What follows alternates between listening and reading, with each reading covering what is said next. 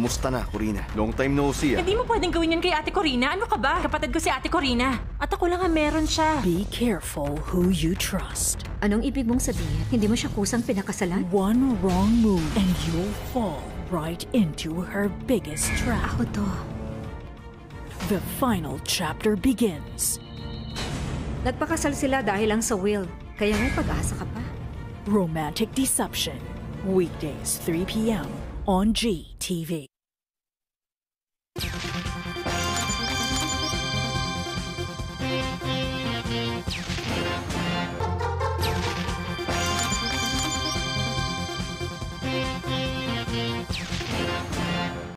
Tiyaga. Hindi ka magbubukas ng business ngayon, bukas uunlad ka. Sakripisyo. Natuto akong mag-adjust sa gusto ng mga kapatid ko dahil dito. Para mas masarap, dahil ilalagyan natin ng cheese. I've learned to love the beef quesadilla dahil sa mga kapatid ko. Pagbibigay pugay sa kinagisnan. Yung pinanggalingan ng aking mga magulang. So yun yung pinakamalaking impluensya na meron ako with my culinary journey, ika nga. Pwede tayo mag-serve. Farm to Table, Sundays, 7:15 p.m. on GTV. Tonyo, pwede kang umalis, kaso maiiwan yung ka-love team mo.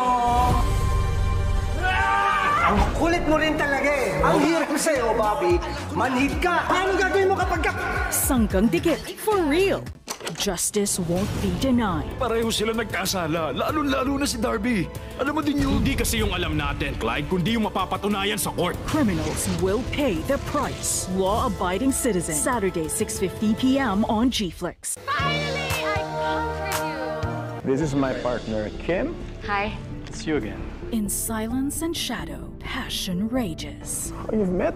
Sunday Night Fever, Friday, 3:30 p.m. on GTV.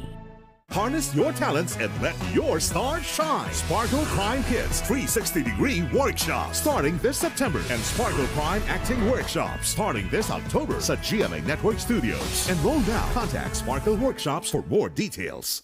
You're watching Double B TV on GTV.